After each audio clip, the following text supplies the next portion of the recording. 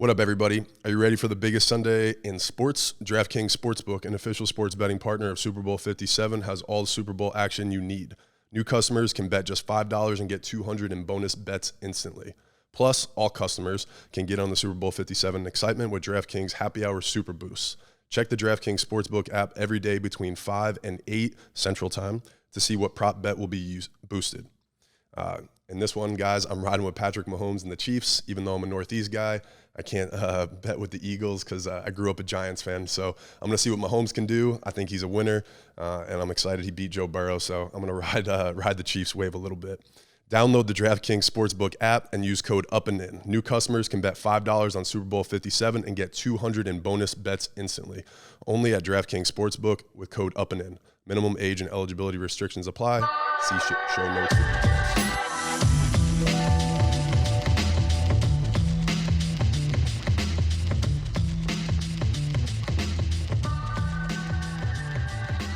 All right, everybody, welcome to another episode of the Up and In Show.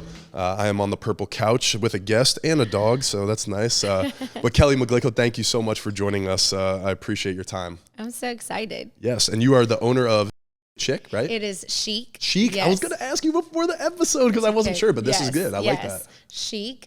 And yeah, we've been around for 7 years, going on 8. Congratulations. So, yeah. Anytime you're an entrepreneur and you start your own business and you make it past a year, 2 years, 3 years, that's really great. So congratulations. I can't wait to dive into it. We've been friends for a while now. Yeah. We were neighbors at one point at U Club. Yep. So if you guys are from Baton Rouge, Kelly's a local presence here in Baton Rouge. And your kids come to the shop and you come to the gym. You've been a great supporter of a couple of my businesses. So thank you so much. And now I want to, talk about yours. This is going to be fun. I know. I really probably should get back to supporting that other business that you have. Oh, I said that I was going to get better in January, like the rest of the world. And now we're in February. So I'm like, I'm just going to have to start fresh. Just a delay start. That's fine. Yeah, exactly. It'll be fine. Yeah, it'll be good. After Carrie has that baby, I'll get back in there with her. Perfect. There you go. That's fresh start then. That's perfect. Yeah. Yes. You hear that, Carrie? We got to hold her accountable. So I was going to ask you, is that the pronunciation of your shop? Chic. So it's just really, that's what they consider like a classy girl. Yeah. I feel like we are very known for our color and over the top. It's truly like a Southern vibe. Yeah. So you're going to find lots of dresses and all of that. But I like to think that I'm a really cool mom of boys. So, we have sweatshirts, and the girls say my favorite outfit is jeans and a sweatshirt.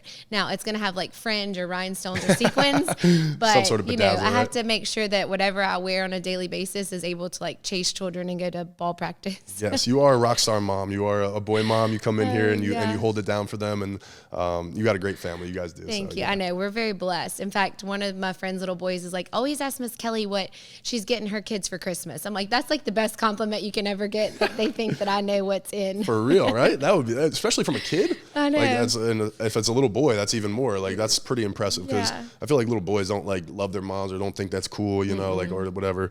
What is Lila doing? Well, I have a very supportive husband that works a lot, so I have to be that bridge between cool mom and sometimes hold down the fort. Yes. So I try my best to keep up with all the things. Well, that's why I asked you on the show, because I really do think I'm going to try to get my dog to chill out here. She's just sniffing something. Can you just lay down and act normal? But I think it's, I've been in business now, entrepreneurship, whether it's, F45 and having a franchise where you have somebody that helps you out and that kind of stuff, to starting something on my own. And I literally, I feel like I'm so tied up with so much time and commitments. I don't know how you do it with a family, a husband, relationships, all this stuff. So I'm excited to dive in about that. Yeah. Well, you don't start day one knowing all of that. So that's the most important fact.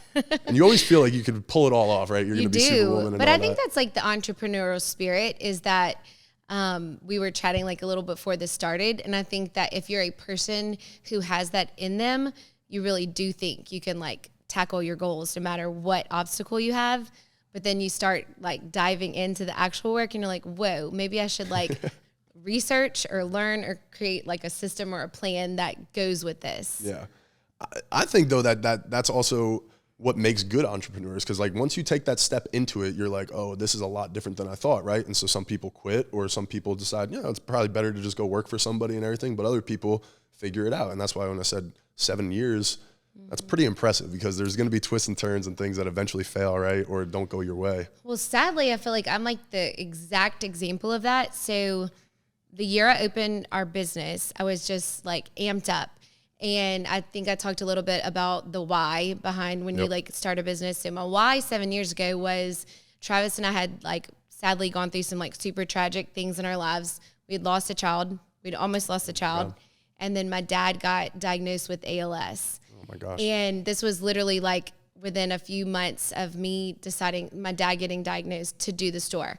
So at that moment, like first day, it was like, Kelly, I don't know if you should do this, because we're like a super close family. And I felt like I was going to really need to be around to like maybe help with him. And his answer was absolutely not. This has like always been your dream, and I'm not going to hold you back from that dream. I love that. I want to like see this dream like come to fruition. So 7 years ago, that was the why. Like I needed to get out of the house. I wanted to pour my energy into a project. And I had always loved fashion and that type of environment, and had worked at other stores and felt like, okay, this is like my niche. And I really thought at that moment that I was going to be able to work and dress cute and then be the best little mom. And it was all just going to like magically be perfect. And about 6 months in, I realized that that was not the case. Yeah. And that year was the flood. Oh my gosh. Yes. And then so this is 2016. This is 2000, like 15, 16. 16. And also the year that we had a lot of those like shootings throughout town. And so no one was shopping and no one was going anywhere. Right. And I was like, what am I going to do? And that's like really where you find out whether like you're going to just like dive in or like give up. Yes. And that was also the year that the clear bag came out that you had to have to like go into the stadium. Yep. And so I talked to Travis, and he was like, we need to buy like a lot of those. And I was like, well, we don't have the money in the business to buy a lot of those. And we had also saved up a lot and used our own money to like start the business, which full disclosure, I was very blessed to do that. And sometimes I feel like if you have to have a business loan, that's even more of a driving factor to be successful, because you got to pay that money back. Exactly. But I was on the opposite, where like Travis had faith in me and took our own money and like invested in me. So for me, like as the entrepreneur spirit was like, I'm going to make this like great. Yes. So that'll happen. I was like, okay, well, I don't know where I'm gonna get the money. He's like, well, I'm gonna give you the money. We're gonna buy a lot of these bags and you better sell them. Let's go. And I think we probably sold like 500 or 600 clear bags that year. Nice. And it really just kind of like was a turning point. I was like brand new and not a lot of people knew about us. And so they were coming for the bag. Yes. And then they found the store, and I think that they fell in love with me. And, you know, that was kind of like, That's what got them in the door, and they fell in love with you. That's what Lila's here for. Exactly. We get people in, and they like the us. dog. Exactly. But I do think that's like, you know, you're going to have those moments, and maybe we'll talk about another like crucial moment as we move on in the conversation. But there's been multiple times where there have been like not small, but very large challenges with my business. We lost our Instagram 3 years ago. We had 22,000 followers. Holy shit. And Instagram like completely deleted our account, and we had to start all over. And you never recovered This was coming out of COVID. Yeah. Oh my God. We tried everything to get the account back and could not. So we kind of, it was tragic to say the least. And that caused a lot of like other challenges that we don't have time for today. But that again is just like, okay, what are we doing here? You know, we had like this booming website, everything was great. And that was really like at a time that we needed that following most 100%. coming out of COVID. And we had come off our best year because we had this website. And then literally people were calling like, are y'all closing? What's going on? And I have a friend who works in HR and does like marketing for companies like in a bad way. Like if somebody came into your store and had a bad experience and it was like turned into like a national thing, she can like help. So I was like, what do I do? And she was like, well, let's turn this into a positive. So we kind of like freshened things up, created a new logo. But we have literally been buckled down for the last 3 years. And I finally feel like we just like ended our best month ever in the history of the store, and it's January. Yeah, that's so hard to do. So hard to do. Congratulations. Yes. But I'm just like, you know, I love it, and it's like it keeps me coming back constantly. It's almost like this like bad relationship where like I hate you, I love you. Yes. Yes. So you're only crazy if you like keep going back and doing it, you know. But So that's a little bit of the backstory on like the whole process here. I love it. I love it. And I don't think you're crazy, because what you just described is innovation. You pivoted, you learned different ways. And I wanted to get into defining moments in a business, right? And like, I mean, you just hit on two of them right there. Two things that most people would view as detrimental to their business, right, or big snags, right? You made a way to pivot, or you figured out a way to pivot, which is truly remarkable. I think that's what makes good entrepreneurs, right? And that's what we talk about. Yeah. So I want to dive into those, but I kind of want to back up a little bit. I read a little bit in Register, a little interview you did back in the day. You kind of talked about it, how you started in retail and how you decided on your idea, right? Because I think a lot of smart individuals or people that have a little bit of money to invest or have good ideas, right, don't know necessarily where to start or how to start. They just know they want to at least start something. So where did you said start in fashion and you worked in retail? So, you know, I feel like where I was 7 years ago and where we are today are two different places. So, you know, we had really just gotten Instagram when I started the store. So people posted, there was no video. You couldn't shop on Instagram. Yep. Wow. And so you really were using like Facebook to post a picture, but it was really more like the hustle. So I decided, okay, I want to have this clothing store because I really love fashion. And I want to, you know, my husband's Travis's CPA, so everything has a business plan. And so we basically like laid out, okay, this is what we have to do for break even. Yes. This is what we have to do to make some money. And at that moment, the goal, like you were saying, was to cultivate enough sales that we would sustain and obviously be able to grow. And at that point, I think I really had this dream that maybe I would open like multiple stores. Mm-hmm. Because at that time, there was no like major online, you know, boutiques and different things. And then about the second year, I really I like to think, and I've been complimented on this, that I always like to be like the first or like kind of try something out before anybody else was, which would go with like the inhibition that we were also talking about. I am not embarrassed to try anything. So my grandparents were caterers. My dad owned his own business. Yeah. And I came from this family that just like literally worked tooth and nail for like everything that we had. I think when you come from that background, or maybe your why is like you're trying to prove something, you don't care. No. Like I was popping up at every, you know, holidays. I was going to people's houses. I was popping up in the neighborhood. I was literally having pop-ups at the house at like wine time for moms. I remember. Yeah. I mean, even when this was at my old house where we weren't even living in the back. Wow. I still do it. Yeah. And I don't probably have to do it anymore, but it's amazing. Like, it's what kind of like brings your success is like, there is nothing that I haven't tried. I love it. We have this one live where I was like, okay, everybody's doing the lives, but we're going to make it different. So we're going to set up the camera by the pool and it's going to be great. The wind is literally blowing everywhere. It knocks the ring light over. I'm like, okay, we're not doing that anymore. But it's like, I'm not embarrassed. I'm just like, you know what? We're going to try something else. So I think that when you have this business plan, you have to constantly like look into it and adjust. Yep. So that was the original plan. Like, I'm going to have a store, I'm going to sell the clothes.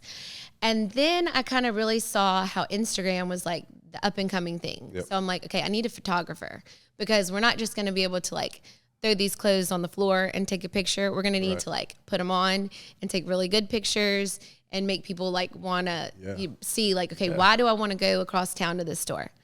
So we kind of evolved, and then I was like, we need a website because all of a sudden websites are like popping up. And Travis was like, absolutely not. You're already working a lot. Yeah. That's going to be like a whole nother ball game. I was like, nope, I'm telling you, we need a website. So then we did the website, and thank goodness because COVID happened. Yeah. And that's really where I think our website just like kind of catapulted because we were like every day doing these. Kelly, my manager, who's also our daughter, basically, was living with us at the time.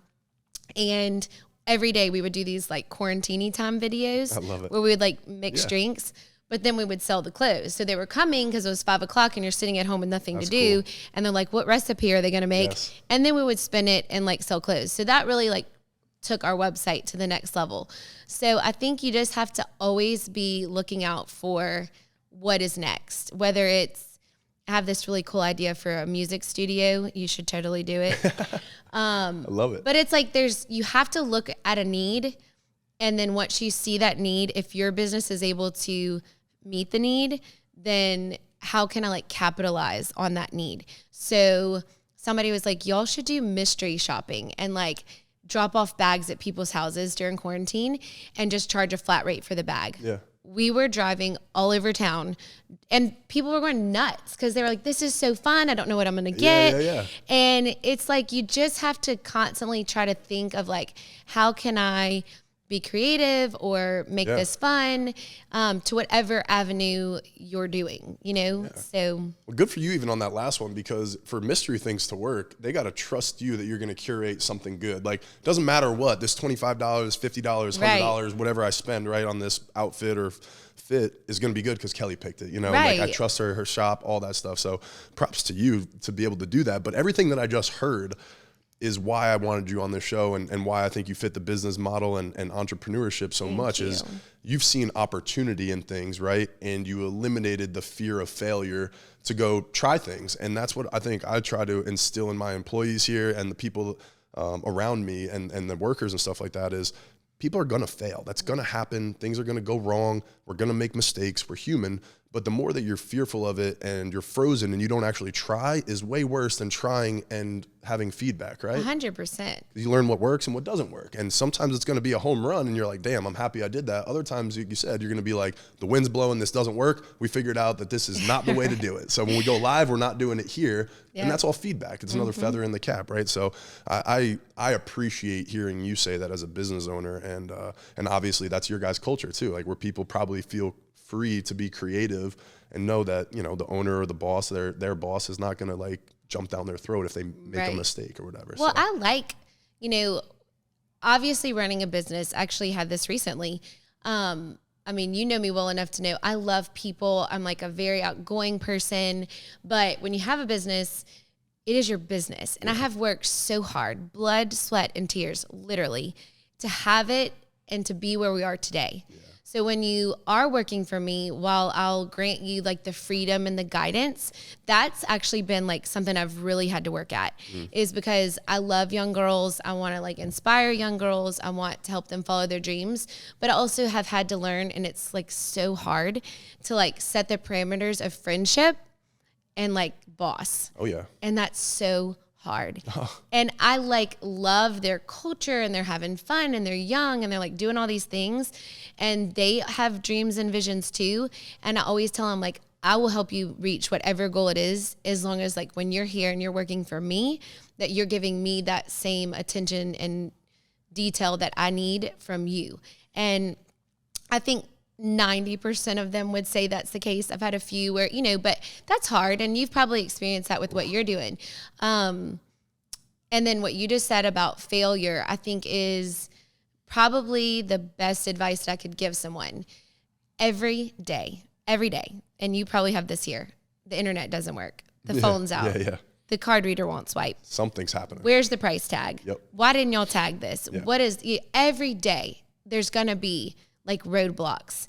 But if I sat around and like counted or looked at every one of those, we wouldn't get anything done. So the thing is always at our store and even at our warehouse now is what can we get done, so that when all these other things kind of work themselves out, we are ready to like rock and roll. Yeah. And I think that's like,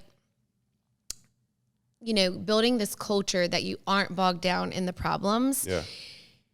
And then with this new level of growth that we're experiencing, people are mean, and you have to just really like not let that affect your business. Talking about like customers or people, people just more opinionated. I'm sure you've experienced with the gym or with people coming in here like, oh my gosh, I didn't get customer service. Right.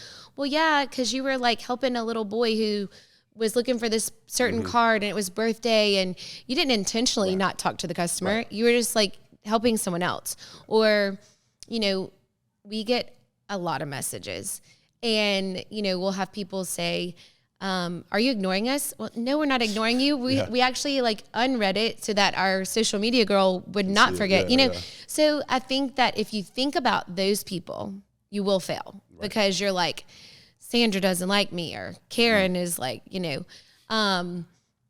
because they will. And it's normally the same one that's going to always have the issue. Yeah.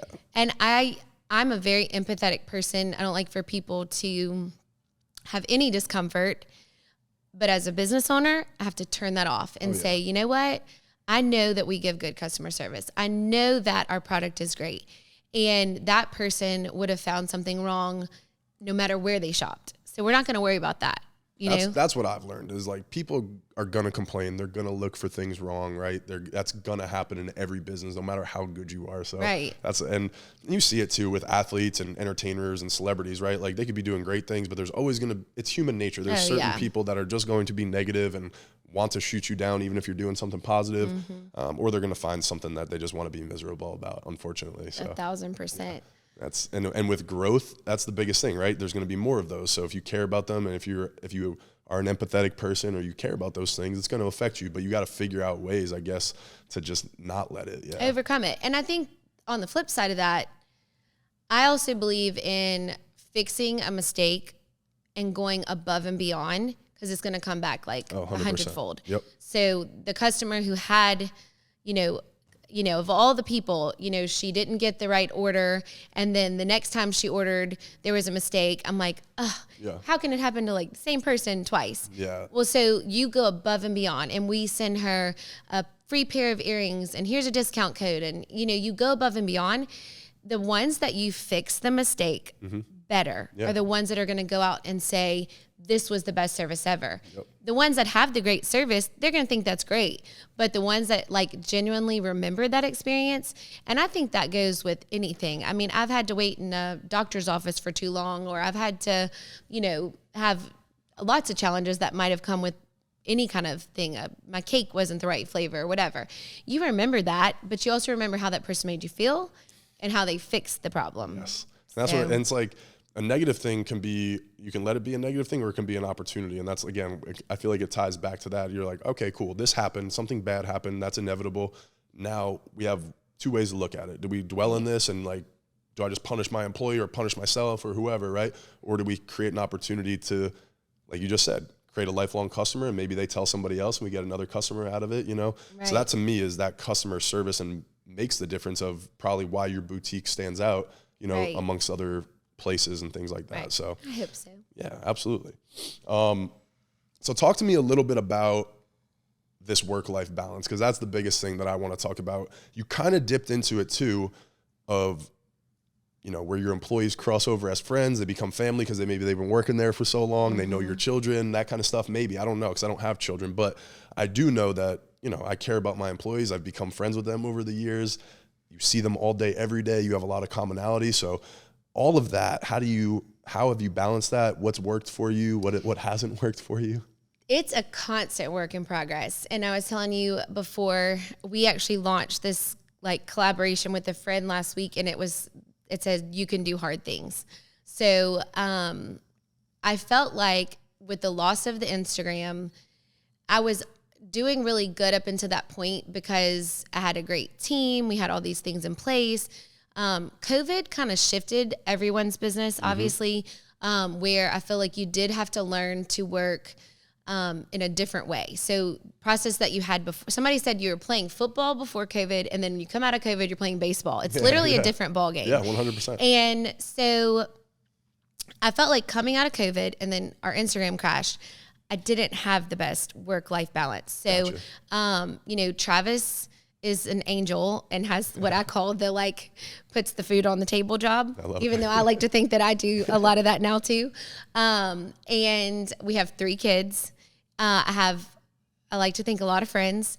And I felt like after that and just crushing to get back where we were, I'd really lost that. So last January, I made it this major mission to focus a little bit more on myself, because I felt like my mothering role a lot of attention. I like to think I'm a really good wife and good friend and all those things. Yeah. But I was suffering. So I was I hadn't been exercising. I feel like mental health is so important. And I've gone through some difficult things, and I think that everybody has a cross. And if you aren't giving yourself the right amount of attention, I do think that's where problems can definitely dive in. Yeah. So especially as a business owner, because you are responsible for your team, and that's their job, and that's their livelihood, and that's their paycheck. Yep. And so as a boss, you really have to always be on and be ready. So I just felt like I had kind of lost a little bit of myself. So I went for a run in January last year, and I like rounded the curve like right by my house. Yeah. And all of a sudden this like voice in my head was like, you can do hard things, Kelley. And I just kept envisioning my dad being sick, and he was in a wheelchair, and like he handled it so great. And like as a man, like that's just a horrible thing. Like he couldn't feed himself. Exactly. He couldn't do anything. Yeah.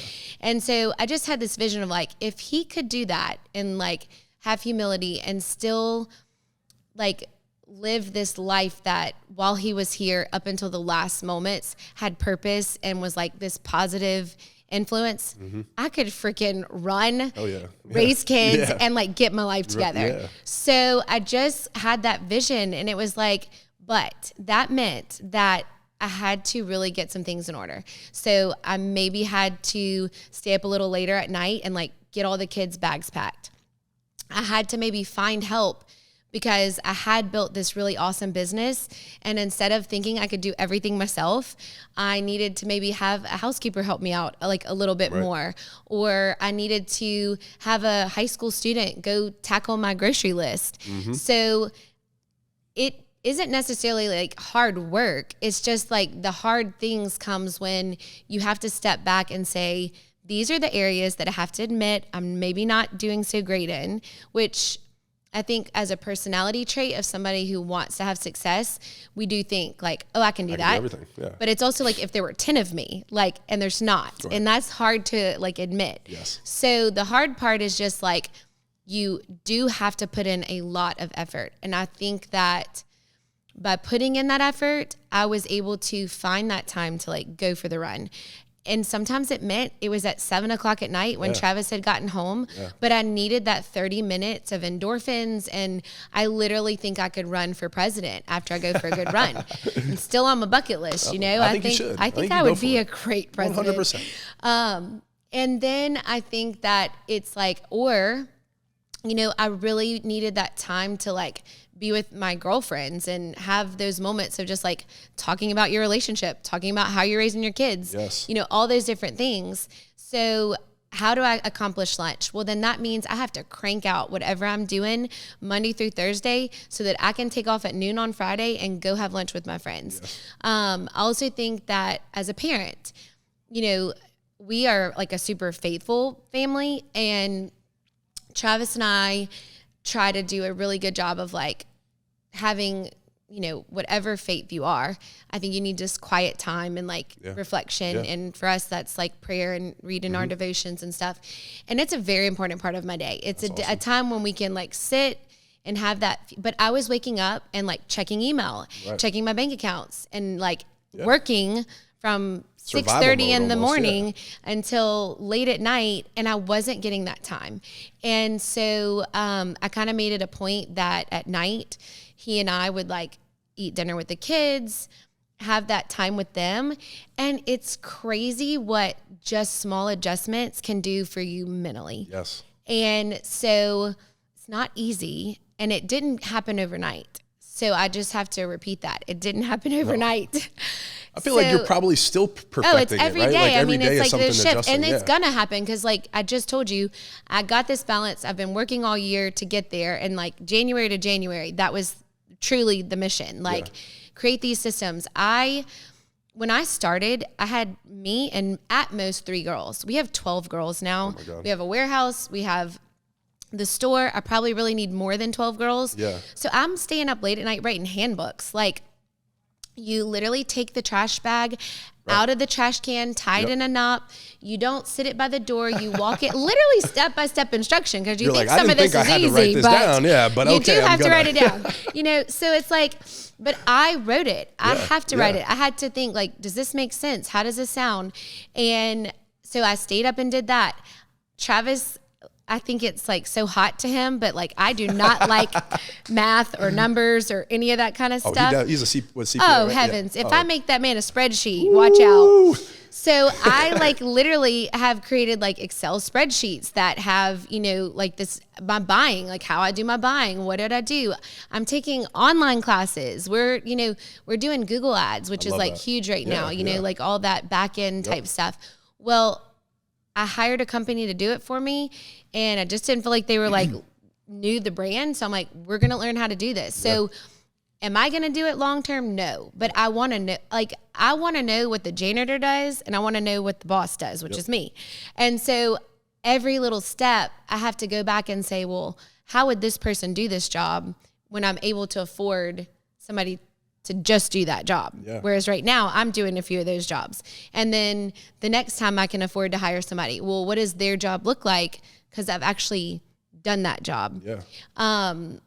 And I think that I'm just like such a visionary and dreamer that I do hope that I have, 75 employees one day. But if I do, I'm going to have to put in that much more work and effort. So I think it's just, you have to find the balance of those things. And then my kids really motivate me. I mean,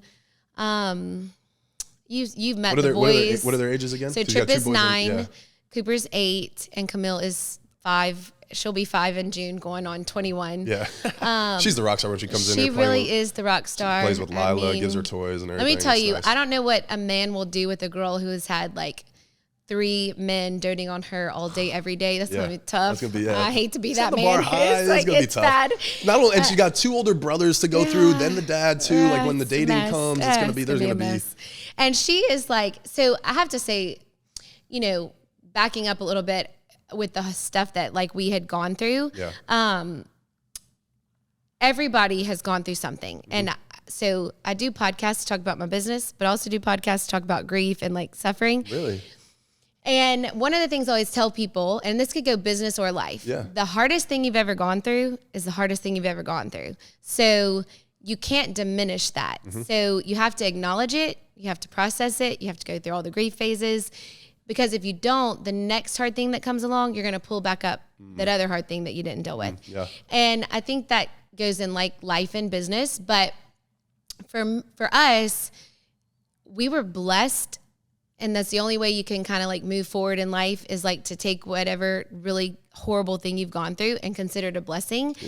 And Travis and I believe and feel so strongly that we were so blessed to know what life was meant to be like. So I think that we both work really hard to like keep our family and each other like super centered. Otherwise, nothing can be successful. Like he can't be successful at work if he's bringing a home. I can't be successful at work. And so our family and our kids are like top priority.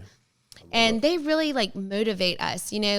Trip probably will be president. That kid is like, he won't have a single thing on his record. He'll have to do a lot of explaining about his brother, who is going to probably have lots of things on his record.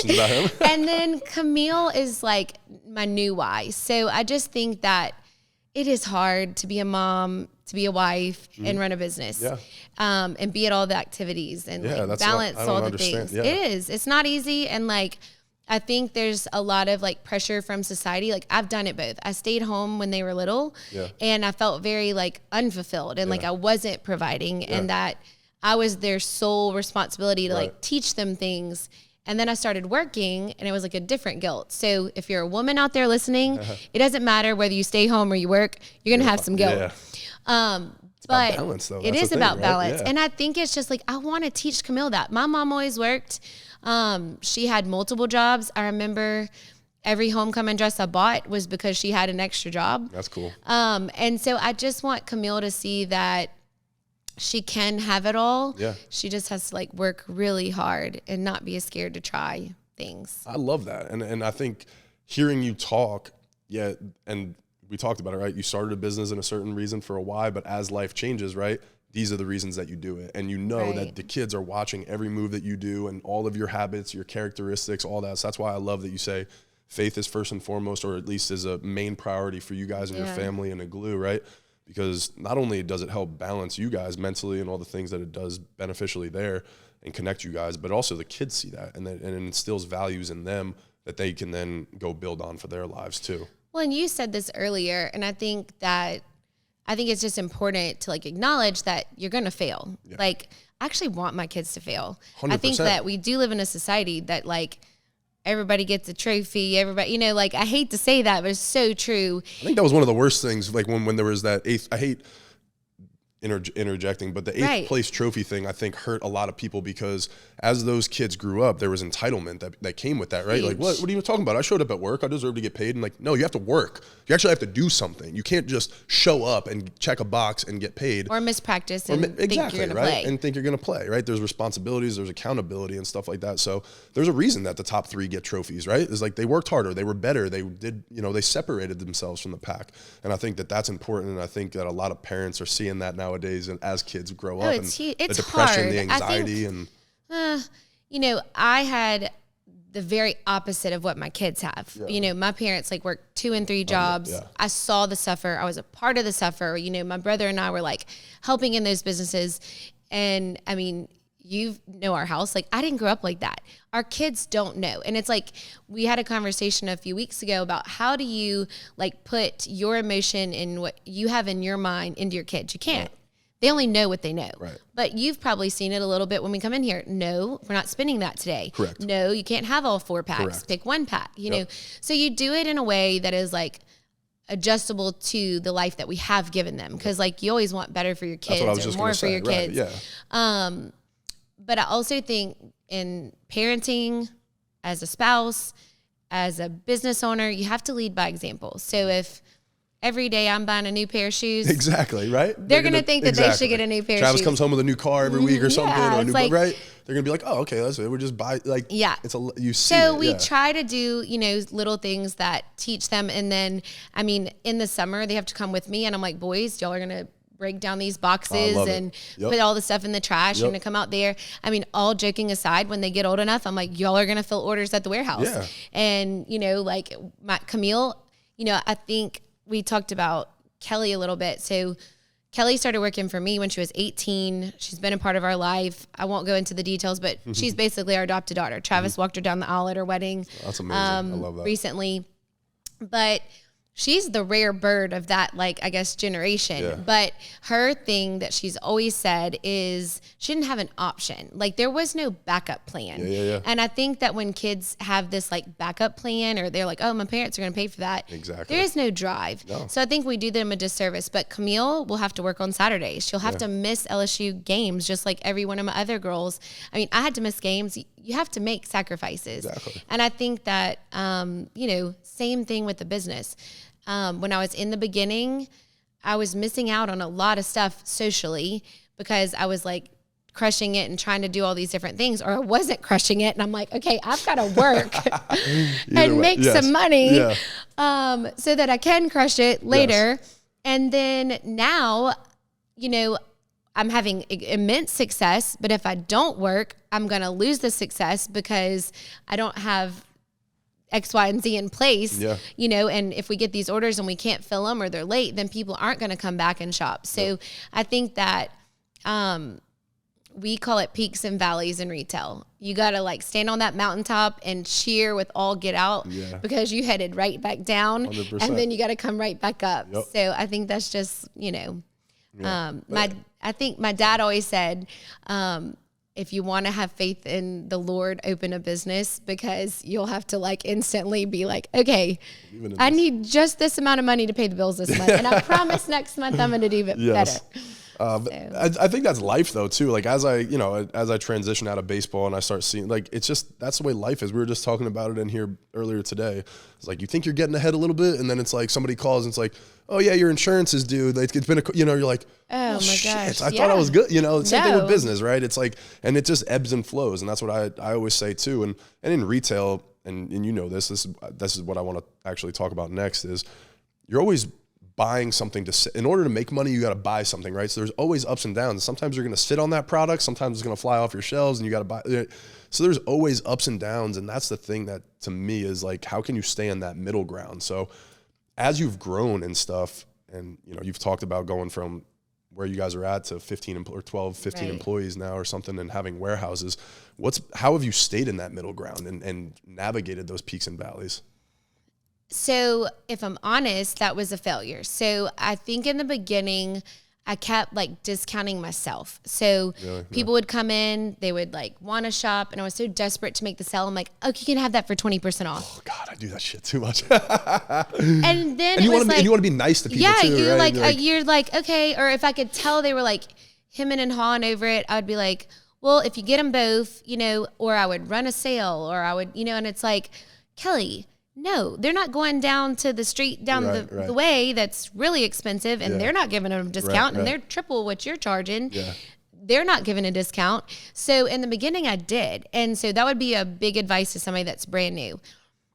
Now, if it's a bad product, that's different. Yeah. But if it's a good product that you feel good about and that fits your brand and is something that you want to sell, the right person's going to buy it. So do not constantly put your stuff on sale. Yeah. Step 2 is this was something that somebody told me very early on in business, because the girl that opened Chic and the girl that has Chic today could not afford the things that I can afford now, and that's because Travis's hard work, my hard work, 7 years in this phase of our life, there's been a lot of shift.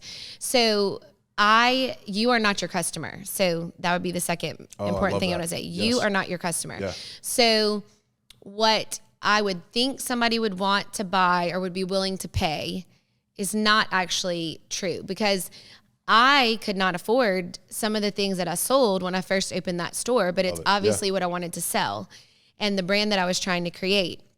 So when they would come in, I would put myself in their shoes, but Karen got a lot of money and I didn't know that Karen could afford to buy the whole store. And I just gave Karen 20% off when she could have paid double the price. Yep.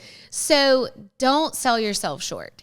And then the other thing to that though is you also don't want to hold on to inventory. So, we have to try to have like these creative ways of can I sell it right now? Yeah. Okay. If I can, well then how do I need to try to sell it? So if we've posted it and that's not working, well, do we need to make a video? Do we need to say why it's this awesome product that you have to have? Have we sent an email about it? And that could apply to anything that you have in here, cards or art or whatever. And then is this something that really and truly was just a bust? Like if it's a bust, then what is its value? Like how could somebody benefit from this product? And I think that's where at the level that I'm at now, I struggle with gosh, I'm kind of embarrassed that I have to put this on sale. Because you're like, you're like, dang, man, I really like this and I don't want to have to do it.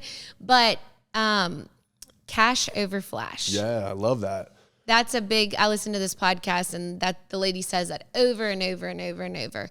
So don't be worried about that. Get rid of it and use that money towards something that will sell or to do something like that you need that money for.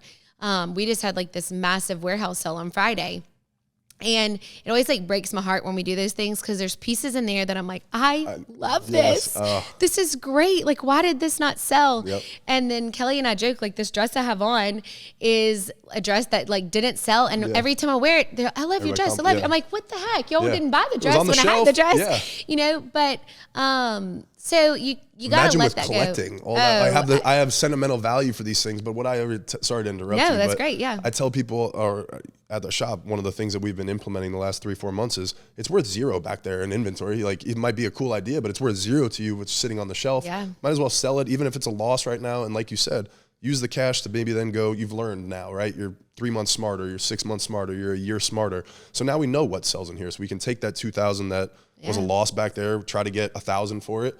And we use that 1,000 to go hopefully get back the loss that we made, So, and I think that's comes with an ebb and a flow with retail, because for my market, things always come back around. It's holding on to something in your closet. Yeah.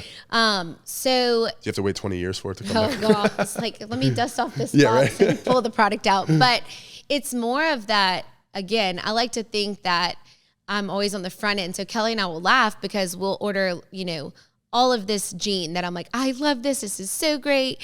And we were a year too early. Couldn't sell a single pair of that jean. Yeah. And then finally it hits Baton Rouge the next year and you're like, Well, damn. Yep. Like we were the first one to have it. Yes. Just want you to know, Go check our Instagram a year ago. I promise you. Literally would not try mine. Yep. So that's another, just like, it wouldn't matter what business you're in. Nobody had heard of rolled ice cream a few years ago. Now all of a sudden it's like, okay, this is what you're going to eat. But like, could have been a concept that people are like, I don't know about that. I really like, Yogurtland. People don't know what they like until they know. That would be back to like just being consistent. Like, you might have missed it, but in a year from now, those jeans are hot. So like, get them back out, sell them, whatever it is, reorder them at market. But I might have had to put them on sale the year before just to get rid of them, and now they are wearing the jeans that are great, but they only bought them for half the price and they're really happy. That's so interesting to think about. And that's one thing I did want to talk to you about, because when I got into business, I'd been more in the service businesses, right? So when I got done with playing ball, I did lessons and things like that, right? And then I got into creative services. So I was working for helping people create content, that kind of stuff. Then even the gym is more of a service. Right. You have a product that you're selling, but it's more of a service, right? Right. Retail, or this was a totally different beast. I'm like, oh shit, every dollar that I got to make, I got to go spend at least, a portion of that dollar. And hopefully, so that to me has been the biggest thing. And then what you're talking about is deciding, how long do I hold on to something before I take that loss, or is it going to appreciate, right? Sometimes we buy a box of cards today that's worth $1,000, and maybe in the next 3 months it's only worth $750, but then as scarcity and supply and demand laws go, right, it goes back up in a year, but maybe I sold it at the loss. So it's like, that's been one of the hardest things for me, the psychology of retail, understanding how to price things, where to put things, that kind of stuff. So how was that journey for you, even like psychology and placing things in the shop to get people to buy? So you're hitting on like probably my biggest weakness, but I have done a lot of work, and Travis, I think, would vouch for this. That is numbers. I was very good in math, but like, you and I are sales minded people, and maybe also more, Travis always says that I'm like this visionary mind that's like, well, I'm going to sell it. He's like, well, Kelly, just because you think you can sell it, if you have way too much, you can't sell, 100 tops. You can only sell so many at one time. Correct. Yeah. So that is where I've really had to, again, like, it's hard because it's not what I'm comfortable with. It's not what I like. But any podcast that I listen to, because I'm, there's one that I really love, Well-Oiled Operations. She's the one with Cash Over Flash. Cool. Yeah. So she is like somebody that is like, that is the most important part of your business. So I've had to look at years past, and I say, okay, this is how much inventory I bought in these months. And this is what my, back office system says on the back end that I sold. Well, so it's showing that for that quarter, I overbought because I only sold so much. Now, in this environment, you're going to have like options. So you can't have not enough. Like they need to see all the things. So there's this fine line of too much and not enough. Yeah, that's so it's hard. Yeah. But there is that sweet spot. And the only way to like figure that out is like really looking in those books and like researching your numbers. And I never did that. I literally would just go to market. I would buy. Now that's horrible, but within reason. Like I knew what I needed to buy. Yeah. I knew what I liked. I kind of had an idea. But like maybe you go to these card shows. Well, like you're busy, you're looking at all this stuff, and then you get back and you're like, dang, I might have bought too many. Yeah. Well, so it's going in there with the plan. So fail to plan to fail. Mm-hmm. And that has just been something that I've really, really, really had to like be on top of. It would be the same for a restaurant. Like you order too much lettuce, you waste all the lettuce, and now you're losing half your product on the salad that you're selling because you bought too much. So it's like, make that the special this week is, so you have to get creative with the product to get rid of it when you make those mistakes. I love that. But I've also learned to be a lot better going into that buying process where, maybe my overbuy, I'm allowed to just be a little, whereas like there were times where that overbuy was a lot, and Travis is like, Kelly, that's where your cash is, and all these things that you want to do and like, all this stuff. He's like, your cash is tied up. So you got to free that up or do a better job. So, that's the not fun part. That's the part where I have to go sit at a coffee shop and, not talk to people or not have the fun. But it really, really and truly, that's the part that needs the most attention, because it is really where your success comes from. And by spending that additional time or learning how to do some of that, that's really paid off, having those reports. That comes with experience though too, right? Oh, year one, that was not, Travis told me. So backing up, so this is running a business with your spouse is like a whole thing. First of all, that's so impressive that you're very complimentary of Travis. Like, this sounds nice. Like I feel like spouses are not like that. You'd be like, Travis makes me do this. Yeah. Well, when he's telling me things, I'm not always as receptive. Right. But if I'm honest, it's what you need. Gosh, I'm thankful for that man, because number one, I'd be paying a lot for somebody to like that. He is known in this community for saving big companies a lot of money. So I need to take a little bit of credit in what he knows. But I think that is where it's really important that you have that information. And I remember at the year after the purses, we had this great year after that. It was amazing. And we realized very quickly that I was missing out on opportunity. I didn't have enough stuff. People were coming in and they were buying, but maybe I didn't have the shoes to go with it. Or maybe I didn't have this, or maybe I wasn't offering these different things. So his exact words, never say this to a woman. Buy whatever you like. Oh boy. And I did exactly that with thank you. No control. And as great as our sales were probably that year, I don't think our margin was anything, because I overbought and there was too much product left over and I had to get rid of it. So then it was like, okay, Kelly, maybe not like that. Not much, but I just meant you have the freedom to buy a little bit more and test it out. And that's still, retail is a very different ball game from any other, I guess, quote unquote business. So that's would be a whole separate episode would be on that. But I do think that is a very important aspect for anything, is that just, cash over flash mentality. I want to replace our floors right now. And my friends are like, you don't need to replace the floors. I'm like, just really want to. Right? I know. And that's the thing is I think that's what I ran into in my business when I first opened up. Same thing is the whole first year. If you look at our balance sheet, it was probably because I had the wrong stuff in here. You know what I'm saying? I didn't know what to expect. I thought my business was going to be this way, and it was going to be this kind of demographic. It was going to be these people coming through the door. And it was like, oh shit, the market actually tells you what your answer is, right? And you're like, okay, cool. I can either adjust or keep doing it in my way, and realize that wouldn't be successful. So that was the fun. It was not so fun in the beginning, right? To peel layers back and be like, where did I mess up? How can I improve? But as I get going in business, now that's one of the most fun things to me is we want to do things that maybe we did a year ago. And I'm like, no, actually we learned last year that didn't work. Like, let's do that. The holiday season this year was probably the most rewarding thing for me, because the year before, exactly what you're talking about, I'm like, I'm missing out on things. There's people here that want to buy stuff that are looking for this, looking for that. And I had the wrong stuff out. And I was like, ooh, okay. So this year I was like, I'm not going to mess up on that. And nothing punches you in the gut when a customer comes in and like, well, I really was looking for, and you're like, oh. Man, if you just had this, I was, don't say that. But thank you for the information. I'll have it next time you come in.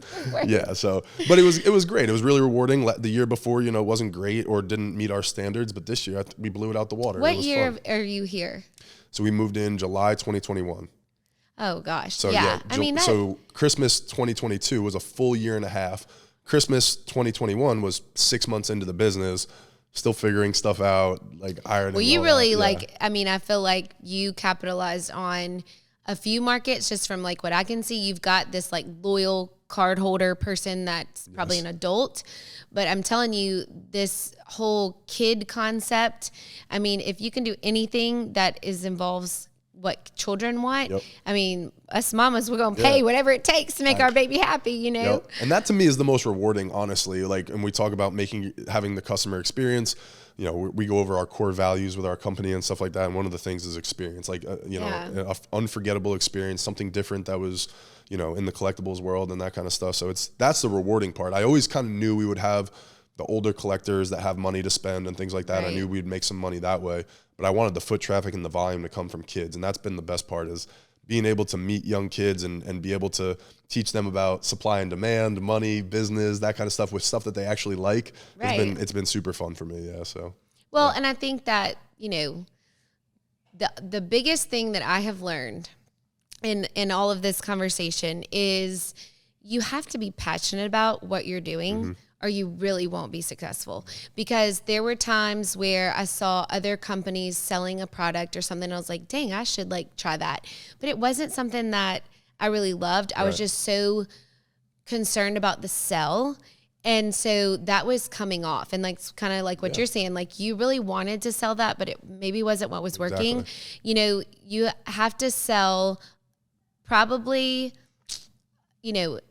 80% of the money maker to sell the 20% things that you want to sell. Yes. So there's certain brands that I like want to carry so bad, but they might not go over that great, but I want to carry them. So that means that 80% of the other stuff has to be this really good profit margin and things that people are coming in and grabbing and going. And I think that's with any kind of retail brick and mortar store. They want that experience. They want to come to Cards and Culture. Maybe they only have $20, right? And they really wish they had the $180 to buy that box on the top shelf, but they really just wanted to spend their $20 at Cards and Culture because it is the up and coming cool place to shop. And that's what I hope. I'm like, I was the girl who shopped at some of these stores that I probably couldn't afford their most expensive thing, but I liked the experience and I wanted to go in the dressing room. And then I bought the sale top, and then I've worked my tail off to get where I'm at. And now I can go in and buy those things that, maybe I dreamed of buying years ago. So I think that is really like the key factor is like, you have to be passionate about what you're doing or it won't be successful. And I think too, something that just struck me when you were saying that is that's how you build lifelong customers, right? Like, if you can get a 14-year-old girl who's working ends meets jobs, right, and she buys a $20 shirt because I love that, I love her boutique, I love Kelley, maybe blah blah blah. Then she's going to be 18 when she graduates. Mom, can you buy me my prom dress over here? Or what? I don't know if you guys sell that there, but or whatever, right? And that's $100. Maybe then she gets a good job and she's 23 years old and she can come back and spend some money with you. And that's how. And then she has a daughter and maybe brings her, right? If you guys are around that long. And to me, that's the same thing here. Is I've heard Jonah, I've heard Joe, the guys in my shop be like, yeah, I went over to this place when I was a kid and blah blah blah. And I was like, dude, I want to be that place. I want the kids to come in here and be like, Mr. Anthony gave me that free card on my birthday, blah blah blah. And then that's what got them into collecting, or maybe it pivots into something else someday, and like, but they'll always remember that experience, and that to me is like what I do business for and that kind of stuff. So, well, for you, that is like to me, it sounds like your why. It's like you want that. For me, my original why will always be a part of my story. Like that store, number one, I want everyone to feel loved and welcome, no matter who you are. Number two, I want you to have this experience that if you can't afford it today, you will come back and buy it from us in the future. And lastly, I am a place that there have been laugh, tears, anger. Like it's crazy. I feel like every girl that has come to work for me has like this big story, and I don't know it at first. And then it comes out and I'm like, well, that just makes sense now that you're here. So I feel like same. I hope that people just feel that I'm really selling more of like my mission than I am clothes, but they're coming there to feel good and look good, and it's just all part of the process, and we build those relationships. So, and I think the second that I steer away from that, I will fail. The second I'm like only focused on the dollar, then, I think that my business will go crashing to the ground. But there's too much competition out there to not care about the end user or deliver value or that kind of stuff. And I think that's, we didn't really get too much into how online is almost a separate business for you, but there's a reason that you were able to go online is because people felt the experience that they had in shop, and you poured it into social media and your website and things like that, right?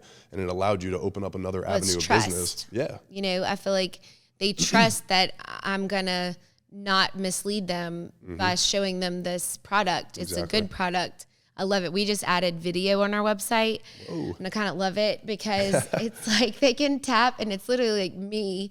And I'm not just describing the top. I'm like, well, you could wear this to brunch and you're with your friend. And today we were recording one and Kelly's like, you just full-fledged had a conversation with the camera. I was like, well, I hope that's how the customer Yes, exactly. She's going to feel like, oh my God, she's talking to me. Because that's the hardest part with the website is that I want to like talk to you. Yeah, you want a personal interaction. Yeah, and that's what, and honestly, that's what people probably want when they land there. So good, kudos to you. Yeah. That's amazing. Yeah. So, but I think I kept you longer than I promised. So this was awesome. I really enjoyed the retail conversation too, because like I said, I've had other businesses and things like that, and you've been hella successful in your world. So it's been cool to hear that the things that you're doing, and I aspire to be like that someday too. So you'll be around. Stick with it. I'm so excited. Travis didn't believe me when I said I was coming on here. That's bullshit. We gotta tell him, be like, come on, dude. She got a successful business. He's been helping you out. You gotta be like, come on, dude. I wouldn't be successful without you. That's how I got to the purple couch. He probably should have been sitting here too. That's we should cram him in the middle next time. Give him a mic that he can just hold like this. He doesn't like to do this kind of thing. He's not that talker. I kind of figured that. Yeah, he's behind the scenes guy. Like he has a very important job, and that's what I love about Travis though. I know. Good dude. Everybody loves Travis. Yep. You guys have a great family. No, thank you for being here. Thank you, Kelly. Awesome. And get back to killing it. So appreciate you. Thanks.